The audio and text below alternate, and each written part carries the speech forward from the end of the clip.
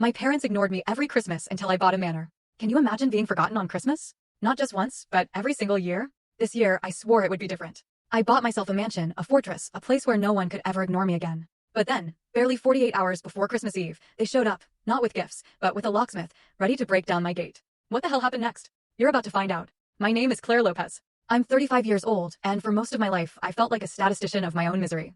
I worked at high-end risk and compliance, a job where we basically tell massive companies how much trouble they can get into before the whole structure collapses. It demands a certain kind of numbness, an ability to look at disaster and see only paperwork. Turns out, I'd been unknowingly honing that skill since I was 7. That was the first Christmas my parents, Graham and Marilyn, forgot to set a place for me at the dinner table. They called it an accident. A frantic mother, a distracted father, they'd say. And, of course, my younger brother, Derek, the golden child who demanded every single ounce of oxygen in the room.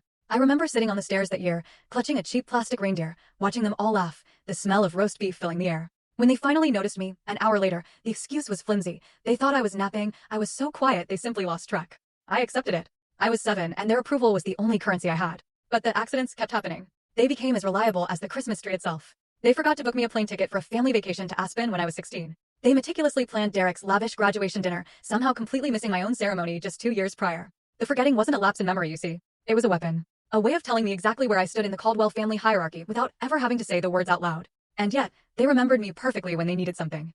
I was their safety net. The one they called when Derek crashed his car and needed bail money. The one Graham called when he needed a signature on a loan document because his credit was leveraged to the hilt. Oh, they remembered me then. It was only when it came time to give love, or space, or even just a simple meal, that my existence became hazy to them. Last year, that haze finally lifted. It was the breaking point, the night the numbness hardened into something truly useful. I'd driven 4 hours through a blinding sleet storm to get to their house in Connecticut. It was December 24th.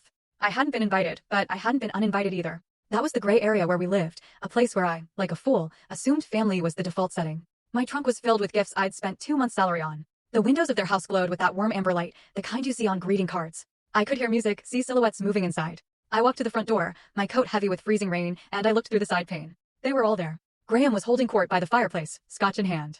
Marilyn was laughing, her head thrown back, wearing the diamond earrings I'd bought her the year before. Derek was there, along with his newest girlfriend, and a dozen other relatives and friends. The table was set. The candles were lit. And there was no empty chair. Full story on the channel. Link below. Click now and watch what happened next.